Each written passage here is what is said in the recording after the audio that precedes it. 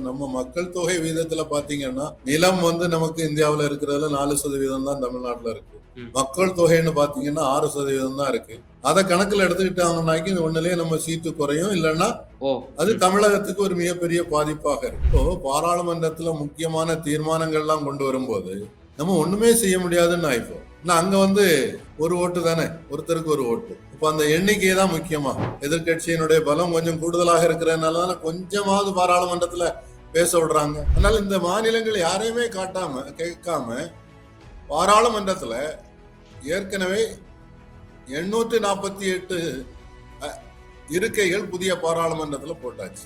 புதிய பாராளுமன்றத்துல எத்தனை பேர் இருக்க போறாங்கன்றத அவங்களே முடிவு பண்ணியாச்சு. உள்துறை அமைச்சர் போற போக்குல அப்படியே சொல்லிட்டு போறாரு, இல்ல தென் மாநிலங்கள் பாதிக்கப்படாது, சீட்டு குறையாது. எந்த அடிப்படையில் அவர் சொல்றாரு? இன்னைக்கு தமிழ்நாடு மட்டும் இல்ல, மற்ற முதல்வர்கள் அதை பற்றி பேசுறாங்க. தெலுங்கானா முதல்வர் பேசுகிறார், கேரள முதல்வர் பேசுகிறார், கர்நாடகா முதல்வர் பேசுகிறார், பஞ்சாப் முதல்வர் பேசுகிறார். அப்படி பார்க்கும்போது இந்த எதிர்கட்சிகள் ஒன்றிணைந்து வருவதற்கான ஒரு வாய்ப்பு என்பது, இந்தியாவை பொறுத்தவரையிலே நம்ம ஒரே அரசியல் சாசனத்தை பின்பற்றுகிறோம், கூட்டாட்சி என்பதை ஏற்றுக்கொள்கிறோம். ஆனா உண்மையில கூட்டாட்சி நடக்குதான்றது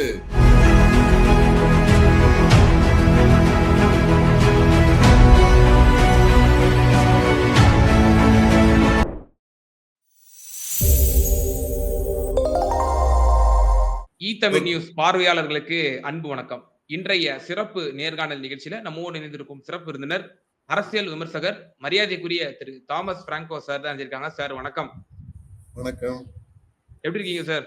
நல்லா இருக்கிறேன். நீங்க எப்படி இருக்கீங்க? சிறப்பா இருக்கும் சார். டீலிமிட்டேஷன் இது ஒரு மிகப்பெரிய ஒரு இஷ்யூவாக தமிழகம் மற்றும் தென் மாநிலங்கள்ல இது ஒரு மிகப்பெரிய ஒரு பேசு பொருளாக அண்மையில இருக்கிறத நம்ம பார்க்கிறோம். குறிப்பாக தமிழகம் எல்லாவற்றிற்கும் ஒரு முன்மாதிரியாக ஒரு முற்போக்கு சிந்தனையோடு செயல்படும் அப்படின்ற ஒரு தன்மை கொண்டது தமிழகம். அதை முன்னிலைப்படுத்தி தமிழ்நாட்டினுடைய முதலமைச்சர் மாண்புமிகு மு.க. ஸ்டாலின் அவர்கள் எல்லா தென் மாநிலங்களுடைய குறிப்பாக யாரெல்லாம் இந்த டீலிமிட்டேஷன்ல பாதிப்பு ஏற்படுமோ அவர்கள் எல்லாம் ஒருங்கிணைத்து நாளைய தினம் ஒரு மீட்டிங்கை வச்சிருக்காங்க. குறிப்பா 3 மாநில முதலமைச்சர்கள், துணை முதலமைச்சர் உட்பட 20 கட்சிகளுடைய பிரதிநிதிகள் அதுல பங்கேற்கிறாங்க. இந்த கூட்டத்தினுடைய முக்கியத்துவத்தை நீங்க எப்படி பாக்குறீங்க சார்? தமிழ் நேயர்களுக்கு வணக்கம். இந்த கூட்டம் இந்தியாவினுடைய அரசியலில் ஒரு பெரிய திருப்பத்தை ஏற்படுத்த போகக்கூடிய கூட்டமாக நான் பார்க்கிறேன். ஒண்ணு, இந்தியாவினுடைய குடியாட்சி முறை கொண்டு வந்த போது மாநிலங்கள் பிரித்தது மொழிவாரியாக பிரிந்த மாநிலங்களின் அடிப்படையில தான் இன்னைக்கு 543 பாராளுமன்ற உறுப்பினர்கள் இருக்காங்க. பின்னாலே இதை மக்கள் தொகைக்கு ஏற்ப தேவைக்கு அடிப்படையில கூட்டிக்கலாம் அப்படின்னு முடிவு எடுத்திருக்கிறாங்க. ஆனால் திருமதி இந்திரா காந்தி பிரதமராக இருந்த போதும் கூட, வாஜ்பாய் அவர்கள் பிரதமராக இருந்த போதும் கூட அதை தள்ளி போட்டாங்க. அவர் 25 வருஷத்துக்கு தள்ளி போட்டுருவோம்னு தள்ளி போட்டார் அவர். இப்ப அந்த 25 வருஷம் வரப்போகுது. இப்போ இத எப்படி பிரிப்பது அப்படின்றதான் கேள்வி. எந்த விவாதமும் நடத்தாம இந்தியா ஒரு மாநிலங்களின் கூட்டமைப்பு, கூட்டாட்சி தத்துவம் தான் இங்க செயல்பட வேண்டும். அதனால இந்த மாநிலங்கள் யாரையுமே கேட்காம பாராளுமன்றத்துல ஏற்கனவே 848 இருக்கைகள் புதிய பாராளுமன்றத்துல போட்டாச்சு. அப்போ அவங்க ஏற்கனவே முடிவு பண்ணாச்சுன்னு தானே அர்த்தம். அப்போ புதிய பாராளுமன்றத்துல எத்தனை பேர் இருக்க போறாங்கன்றத அவங்களே முடிவு பண்ணியாச்சு. இல்ல, ரெண்டாவது பிரச்சனை என்ன வருதுன்னா, மக்கள் தொகை அடிப்படையிலன்னு சொல்லும் போது தென் மாநிலங்கள், குறிப்பாக கேரளா, தமிழ்நாடெல்லாம் ரொம்ப கராராக குடும்ப கட்டுப்பாட்டு திட்டத்தை அமல்படுத்தினான். நம்மளே கண்கூடாக நம்ம வாழ்க்கையிலே பார்த்திருக்கிறோம். ம். ஒவ்வொரு காலகட்டத்திலையும் எப்படி அதற்கான ஸ்லோகன்ஸ் மாறிட்டு இருந்தது. நாம் இருவர் நமக்கு ஒருவர், ம். முதல்ல 2க்கு மேல் எப்போதும் வேண்டாம் நாங்க, ம். அப்புறம் நாம் இருவர் நமக்கு ஒருவர் நாங்க, ம். அதுக்கு பிறகு நாம் இருவர் நமக்கேன் இன்னொருவர்னு வந்துருச்சு. நாமே குழந்தை நமக்கேது குழந்தைங்கிற மாதிரி. கரெக்ட் கரெக்ட் கரெக்ட், ரொம்ப அழகா சொன்னீங்க. இப்ப இதனால மக்கள் தொகை விகிதம் தாரத்துல பார்க்கும்போது வட மாநிலங்களோடு தென் மாநிலங்களோட பார்த்துக்கும் போது மக்கள் தொகை உயர்வு என்பது குறைஞ்சிருக்கு. இப்ப நீங்க ஒரு நல்ல திட்டத்தை அமுல்படுத்தினீங்கன்றதுக்காக உங்களை பனிஷ் பண்ணக்கூடாதுல்ல. ம். இப்போ மக்கள் தொகையின் அடிப்படையில இந்த சீட்டு நிர்ணயிக்கிறதாக இருந்தால் ம். அது தென் மாநிலங்களை கட்டாயமாக பாதிக்கும். ம். உள்துறை அமைச்சர் போற போக்குல அப்படியே ஒரு சொல்லிட்டு போறாரு, இல்ல இல்ல தென் மாநிலங்கள் பாதிக்கப்படாது, சீட்டு குறையாது. ம். எந்த அடிப்படையில் அவர் சொல்றாரு? அப்ப நமக்கு தெரியாம அவருக்கு ஏதோ தகவல் அவருக்கு தெரியுது. ம். தென் மாநிலங்கள்ல குறையாம இருந்தா போதாது. ம். உத்தரப்பிரதேசத்துல ஏற்கனவே 80 இருக்கு, ம். அது 120 கூடன்றாங்க. ஓ. ம். அப்போ இந்த கூட்டாட்சி தத்துவம் என்பது அடிபட்டு போகும். ம். பாராளுமன்றத்துல பெரும்பான்மையானவர்கள் வட மாநிலத்தவர்கள் தான் இருப்பாங்க அப்படின்னு ஒரு நிலைமை வந்து ம். ம். அது மாநிலம் இப்ப ஏற்கனவே நம்ம ஜிஎஸ்டியில பாக்குறோம். நாம 1 ரூபா கொடுத்தோம்னாக்கி நமக்கு திருப்பி வர்றது 30 பைசா, 29 பைசா. உத்தரப்பிரதேசத்துக்கு பீகாருக்கு பாத்தீங்கன்னா பல மடங்கு கூடுதலா போகுது. ம். ம். இது இந்த கூட்டாட்சி தத்துவத்துக்கே ஒரு கேள்விக்குறியை உருவாக்கும், மோதல்களை உருவாக்கும், ம். வெறுப்பை உருவாக்கும். ஏற்கனவே வெறுப்பு அரசியல் கூடி போயிட்டு இருக்குது. ம். ம். அந்த பிரிவினைவாதம் இந்த நாடே ஒன்றாக இருக்குமா என்ற ஒரு கேள்வியை எழுப்பக்கூடிய சூழல், ஒரு ஆபத்து என்பது இருக்குதுன்னு பாக்குறேன்.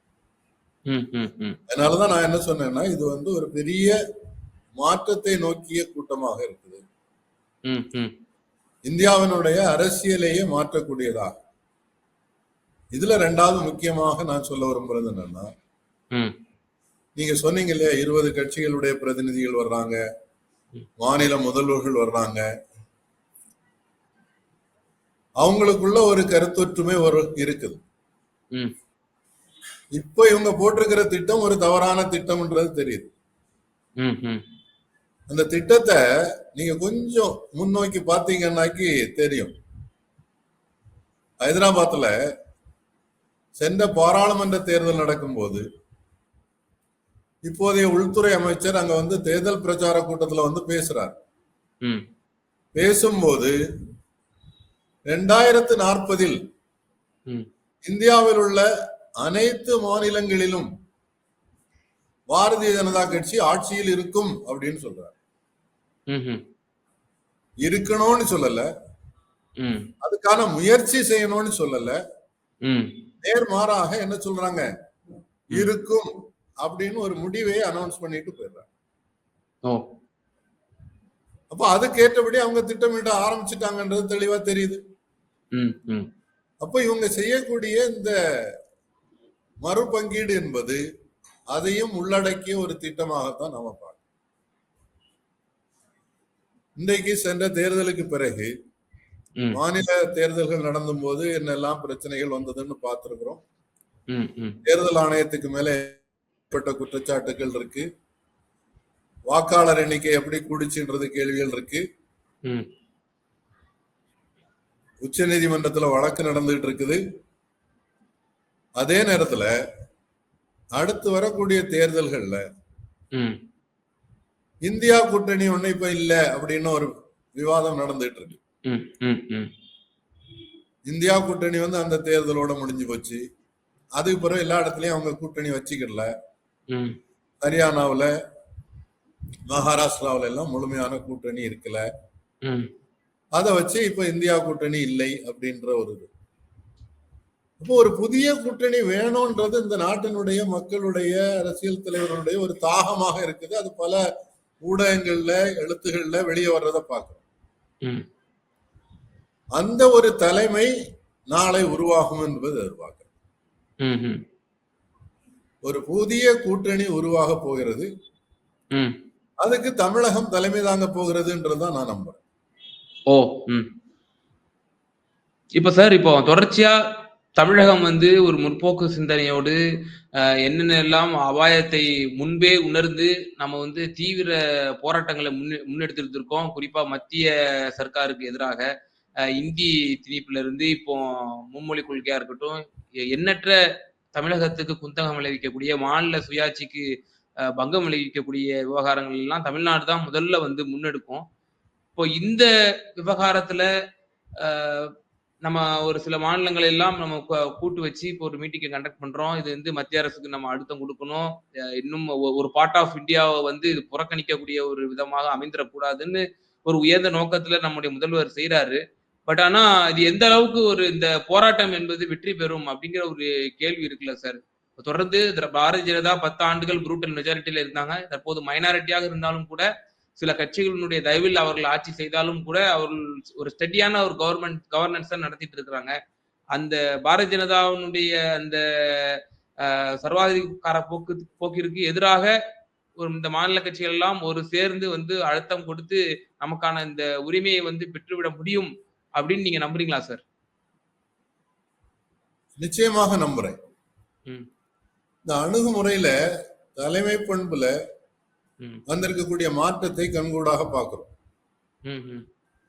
சட்டமன்றத்துல இது பற்றி எல்லா கட்சிகளையும் சேர்த்து ஒரு கூட்டம் நடத்தினாங்க. ம்.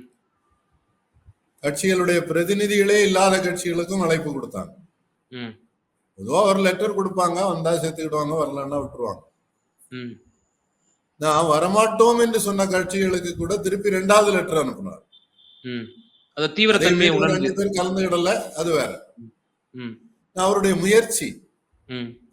அதுல அவருடைய தலைமை பண்பு வெளியிடும், ம். ம். வெளியே தெரியுது. இப்ப பாத்தீங்கன்னு சொன்னா இந்த அனைத்து இந்திய அளவுல கூடக்கூடிய கட்சிகளுக்கு வெறும் லெட்டர் போடல, ம். ஒவ்வொரு மாநிலங்களுக்கும் இங்கிருந்து ஒரு அமைச்சரும் ஒரு பாராளுமன்ற உறுப்பினரும் போய் நேரடியா அந்த தலைவர்களை பார்த்து அழைப்பு கொடுத்து கட்டாயம் வாங்கன்னு கேட்டிருக்காங்க. ம். ம். அதே மாதிரி நீங்க மும்மொழி கொள்கையை பற்றி சொன்னீங்க. ம். ம். இருமொழி கொள்கையினால என்ன நமக்கு பலவீனம் என்ன, பலம் என்னன்றத, இந்திய அளவுல என்ன இருக்குதுன்றத பிடிஆர் அவர்கள் ஆணித்தரமாக பல ஊடகங்கள்ல சொல்லிட்டு இருக்கிறார். ம். எங்கேயும் நமக்கு ஹிந்தியை தாக்கி யாரும் பேசல. ம். முதல்வரும் சரி, ஆட்சியில் இருக்கக்கூடிய யாருமே ஹிந்திக்கு எதிரி நாங்கன்னு சொல்லல, ம். எங்களை திணிக்காதுங்கன்னு தான் சொல்றாங்க. ம். அதே மாதிரி பீகார்ல இருக்கக்கூடிய போஜ்புரி, ஒடிசாவில் இருக்கக்கூடிய ஒடியா, இது போன்ற மொழிகள் காணாம போயிருக்குதே. ஒரு தாய்மொழி காணாம போறது வந்து சரியாக இருக்குமா என்ற கேள்வி வந்து ஒரு அழகான விவாதத்தை வச்சிருக்காங்க. இதுல இது சாத்தியமா அப்படின்னு வரும்போது எந்த வடிவத்துல போராட்டங்கள் வரப்போகுதுன்றது பொறுத்திருந்து பார்க்கணும். இவ்வளவு ஒரு பெரிய எதிர்ப்பு வரும்போது ஆட்சியில் இருப்பவர்கள் கொஞ்சமாவது யோசிச்சுதான் இதுக்காக குடியரசுத் தலைவரை போய் பார்க்கணுமா, தேவைப்பட்டா பார்ப்பாங்க. அதே நேரத்துல பாராளுமன்றத்துல தொடர்ந்து கேட்டுட்டு இருக்காங்க, விவாதிக்கிறதுக்கு டைம் கொடுங்கன்னு சொல்லி கொடுக்க மாட்டேன்றாங்க. அப்புறம் இது என்ன கூட்டாட்சி? இது ஒண்ணு. ரெண்டாவது, இந்த நாட்டில் இருக்கக்கூடிய பெரும்பான்மை கட்சிகள் சேர்ந்து ஒரு போராட்டத்துக்கு அறைகூவல் கொடுத்தால் அதை கட்டாயமா மாற்றித்தானே ஆகணும். இன்னைக்கு இந்த போராட்டம் என்பது மிக வலுவான போராட்டமாக வெடிப்பதற்கான வாய்ப்பு இருக்கு. இப்ப அவங்களுக்கு ஆட்சியில் இருப்பவர்களுக்கு கிடைச்சிருக்கக்கூடிய ஓட்டு 30% கூட கிடையாது மொத்த ஓட்டுல. எதிர்த்து நிக்கக்கூடியவங்க, ஓட்டு போடாம இருந்தவங்க, இவங்க எல்லாரும் கூட சேர்ந்து நின்று இது தவறு, மாநிலங்களின் உரிமை என்பது ரொம்ப சென்சிட்டிவான ஒரு இஷ்யூ. மத்தியில் கூட்டாட்சி, மாநில சுயாட்சி என்பது தமிழ்நாட்டில இருந்தா முதல்ல உருவான ஒரு கோஷம். ம், ம், இடையில அந்த கோஷம் வந்து கொஞ்சம் அப்படியே கிடப்புல போடப்பட்டது. ம், இன்னைக்கு தமிழ்நாடு மட்டும் இல்ல, மற்ற முதல்வர்களும் அதை பற்றி பேசுறாங்க. ம், தெலுங்கானா முதல்வர் பேசுகிறார், ம், கேரள முதல்வர் பேசுகிறார், ம், கர்நாடகா முதல்வர் பேசுகிறார், ம், பஞ்சாப் முதல்வர் பேசுகிறார். ம், அப்படி பார்க்கும்போது இந்த எதிர்க்கட்சிகள் ஒன்றிணைந்து வருவதற்கான ஒரு வாய்ப்பு என்பது நிச்சயமாக இருக்குது. ம். அவங்க எல்லாரும் சேர்ந்து ஒரு வலுவான போராட்டத்துக்கு அறைகூவல் கொடுத்தால் ஆட்சியில் இருப்பவர்கள் தங்களுடைய முடிவுகளை கட்டாயமாக மாற்றிக்கொள்ள வேண்டும். Okay sir. அப்போ எதிர்க்கட்சிகள் எல்லாம் இதுல ஒன்றிணைவதற்கான வாய்ப்புகள் இருக்குது. அதுல வந்து தமிழகம் வந்து தலைமை தாங்கும் அப்படின்ற ஒரு விஷயத்தையும் நீங்க வந்து இதுல மேற்கோள் காட்டியிருக்கீங்க சார். இப்போ இருக்கக்கூடிய என்டிஏ கவர்மெண்ட் பிஜேபி அரசு வந்து எந்த மாதிரியான டீலிமிட்டேஷனை வந்து அமெண்ட்மெண்ட் பண்ணலாம் அப்படின்ற ஒரு எண்ணத்துல இருக்குன்னு நீங்க நினைக்கிறீங்க சார்? தமிழக அரசு யாரெல்லாம் இந்த மறுசீரமைப்பு வந்து பாதகம் விளைவிக்காத வகையிலே வந்து அதை நடைமுறைப்படுத்த வேண்டும் அப்படின்னு கோரிக்கை வைக்கக்கூடிய தென் மாநிலங்கள், இன்னும் பிற பாதிக்கப்படக்கூடிய மாநிலங்கள் எல்லாம் அவங்களுடைய கோரிக்கை என்னவாக இருக்கிறது? மத்திய பிஜேபி அரசு என்ன மைண்ட் செட்ல சார் இருக்கு? பிஜேபியினுடைய மனதுல என்ன இருக்குதுன்றது கிளியரா 848 சீட்டு போட்டதுல இருந்து தெரிஞ்சு போச்சு. ஓ, கூட்டுறதுன்னு முடிவு பண்ணியிருக்காங்க. கூட்டுறதுன்னும் போது அவங்க அதவும் சொன்னாங்க, மக்கள் தொகை அடிப்படையில் இருக்கும்னு சொல்லியிருக்காங்க. அப்போ அது வட மாநிலங்களுக்கு சாதகமாக இருக்கும்ன்றதுல மாற்று கருத்து இல்லை.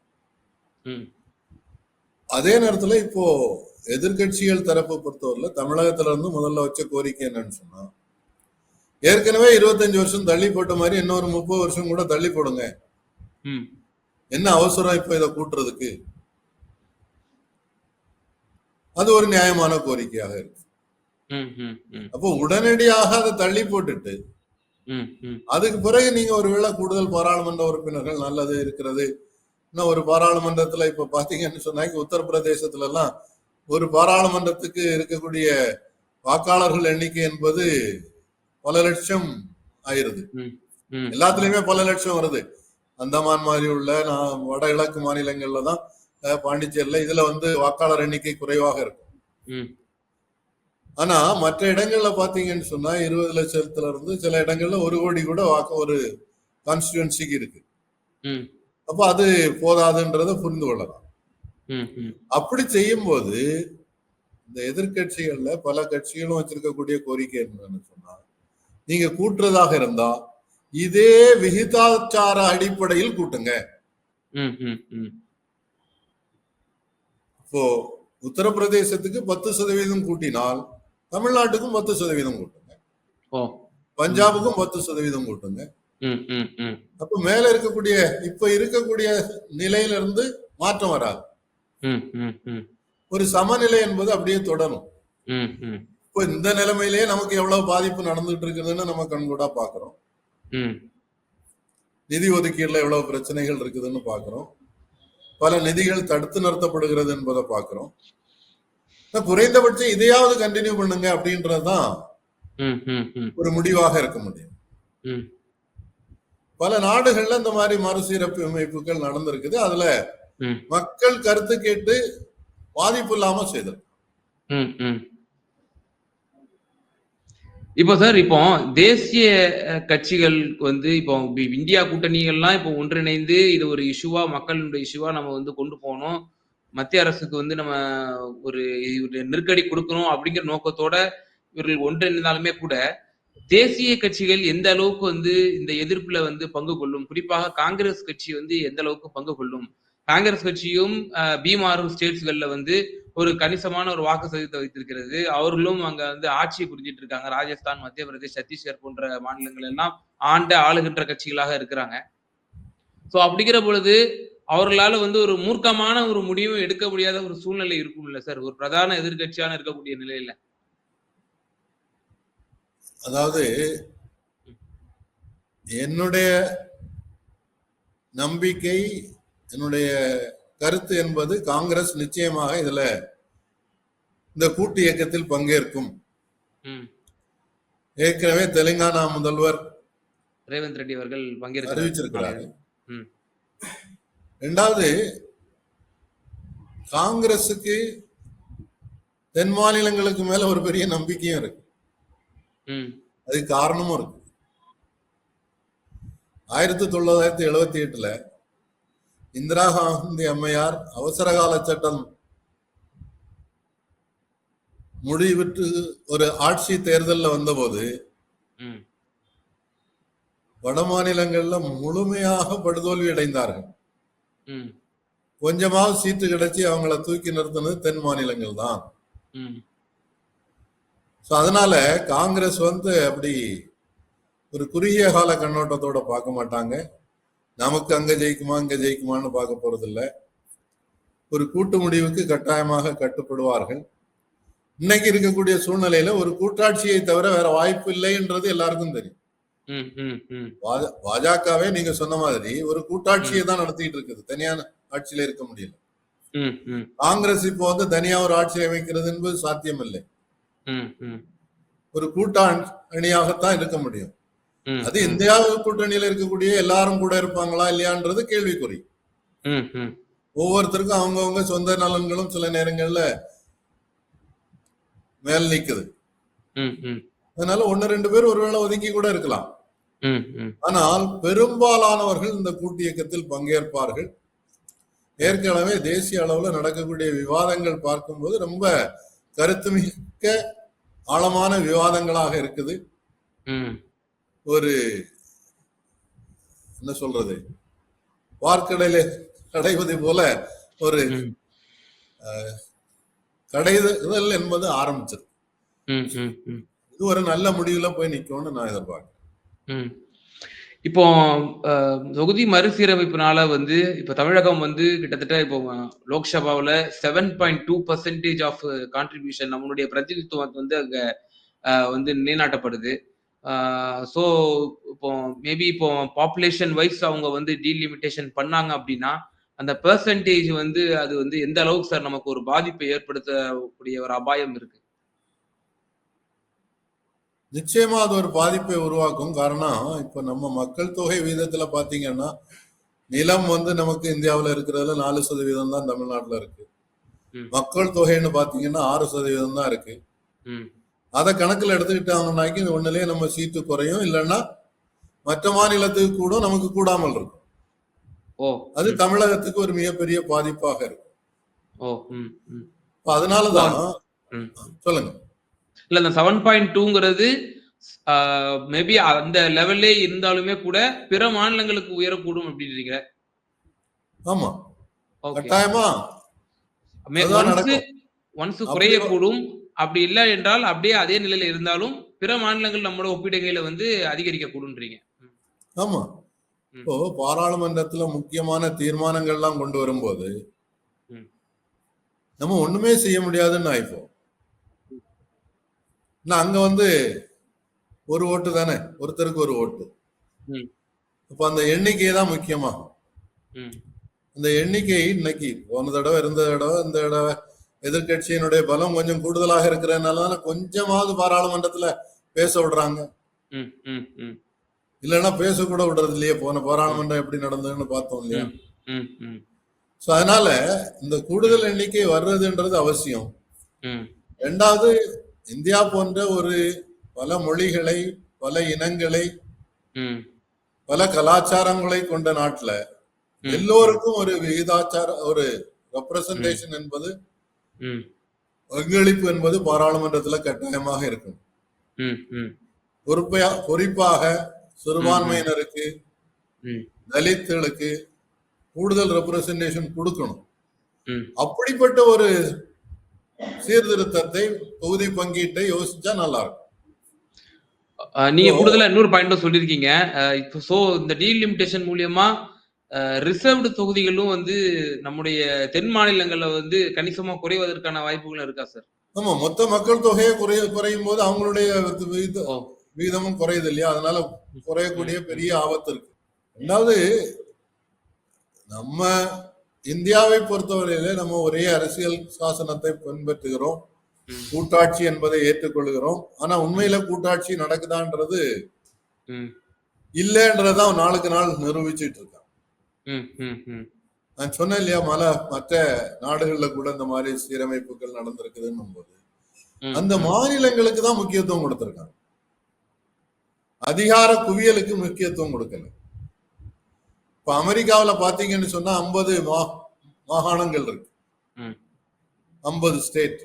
ம், இந்த 50 ஸ்டேட்டுக்கும் அவங்களுக்குன்னு தனித்தனி உரிமைகள் இருக்கு.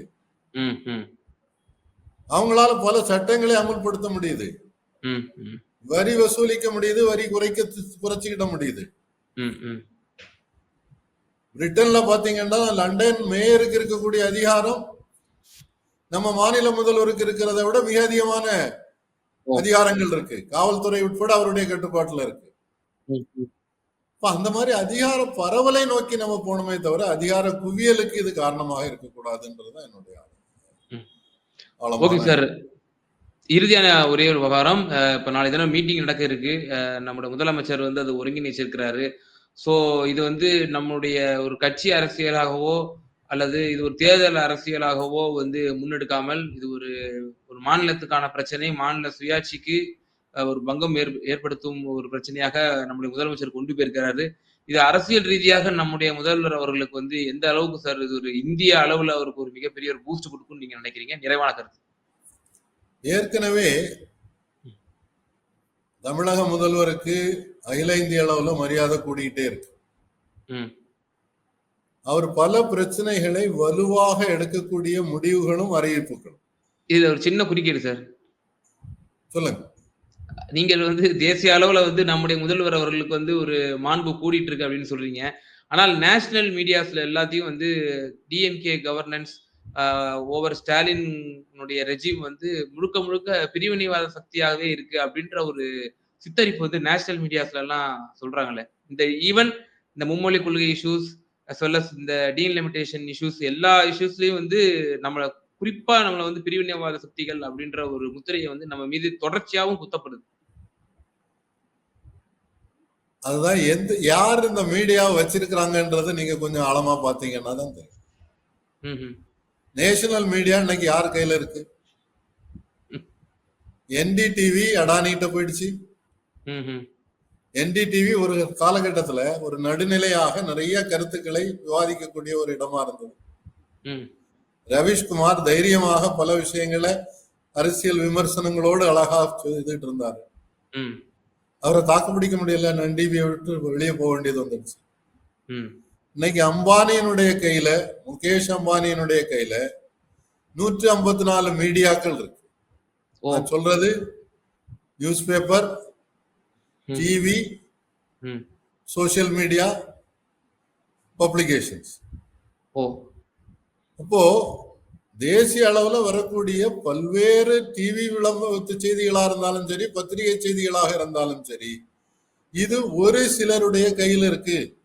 ஓகே.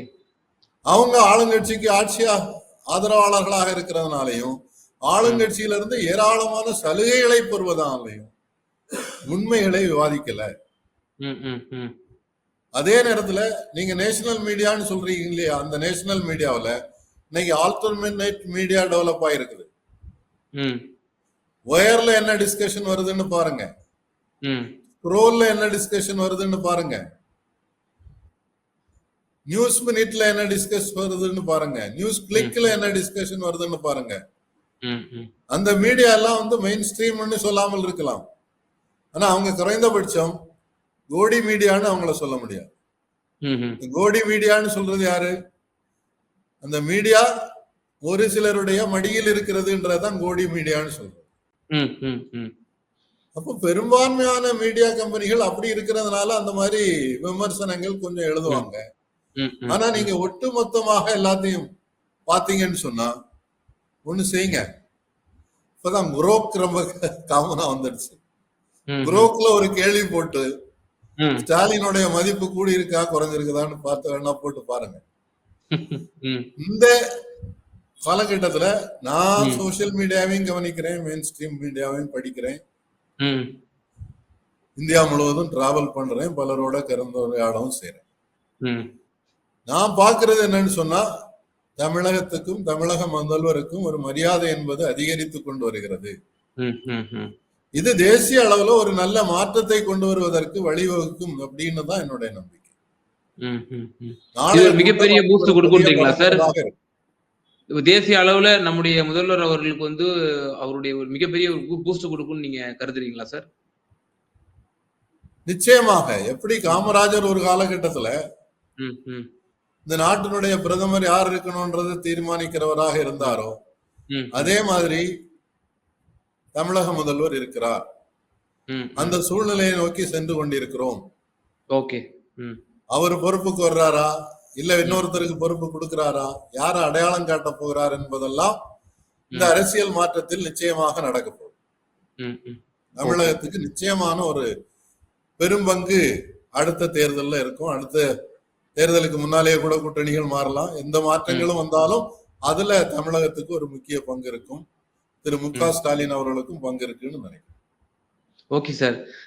பல்வேறு விவகாரங்கள்ல இந்த டீலிமிட்டேஷனுடைய பின்னணி அரசியல், பாரதிய ஜனதாவினுடைய இந்த அரசு எவ்வாறாக அவர்கள் இம்ப்ளிமெண்ட் செய்ய துடிக்கிறார்கள், நம்முடைய முதல்வர், நம்முடைய தமிழகம் வந்து எவ்வளவு முற்போக்காக எல்லா விவகாரங்கள்லயும் வந்து மாநில சுயாட்சியாக இருக்கட்டும், எது எதெல்லாம் நமக்கு பங்கம் விளைவிக்கிறதோ அதற்கு நம்ம முன்னதாகவே நம்ம எதிர்ப்பு தெரிவித்து நம்ம உரிமைக்காக போராடக்கூடிய இந்த மண் எப்பவுமே முற்போக்காக இருக்கக்கூடியது. நம்முடைய முதல்வர் எடுக்கக்கூடிய இந்த சரியான முடிவு என்பது அவர் தேசிய அளவிலே பிரதமரை தீர்மானிக்கக்கூடிய அளவிற்கோ அல்லது பிரதமர் பதவிக்கோ அந்த அளவுக்கு அந்த ரேஸ் அளவுக்கு அவரை வந்து தன்னுடைய மாண்பை உயர்த்தக்கூடும் அப்படின்னு சொல்லி உங்களுடைய டீடைல்டு அனாலிசிஸ் எங்க நேயர்களுக்கு பகிர்ந்தமைக்கு மிகுந்த நன்றி சார். நன்றி, வணக்கம். நமது தமிழ் நியூஸ் சேனலில் உங்களது பொருட்களை வெறும் 500 ரூபாயில் விளம்பரம் செய்ய வேண்டுமா? தொடர்புக்கு 7806942275 தொடர்பு கொள்ளுங்கள்.